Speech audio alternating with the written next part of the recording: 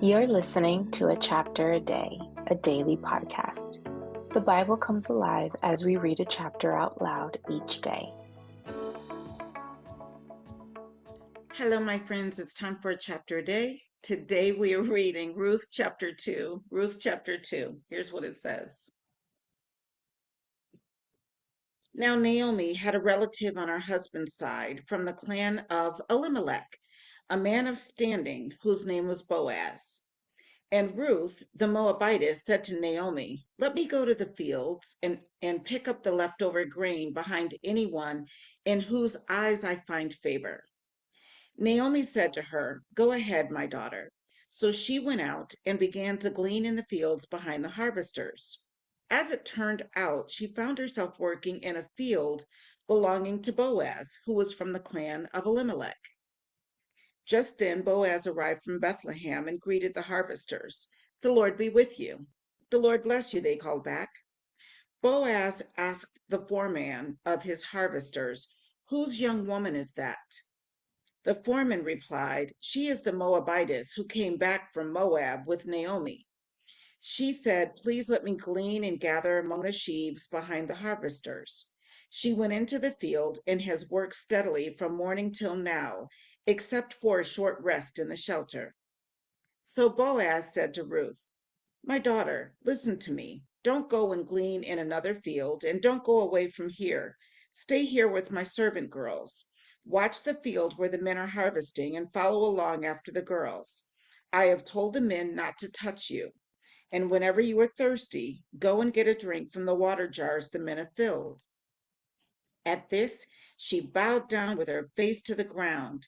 She exclaimed, "Why have I found such favor in your eyes that you notice me, a foreigner?"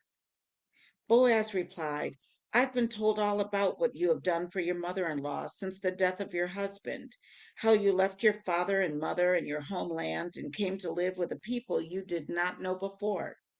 May the Lord repay you for what you have done. May you be richly rewarded by the Lord, the God of Israel, under whose wings you have come to take refuge." "May I continue to find favor in your eyes, my lord," she said. "You have given me comfort and have spoken kindly to your servant, though I do not have the standing of one of your servant girls." At mealtime, Boaz said to her, "Come over here, have some bread and dip it in the wine vinegar."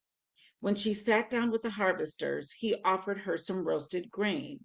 She ate all she wanted and had some left over. As she got up to glean, Boaz gave orders to his men. "Even if she gathers among the sheaves, don't embarrass her. Rather, pull out some stalks for her from the bundles and leave them for her to pick up, and don't rebuke her." So Ruth gleaned in the field until evening. Then she threshed the barley she had gathered, and it amounted to about an ephah, which is probably about 3/5 of a bushel, it says. She carried it back to town, and her mother-in-law saw how much she had gathered.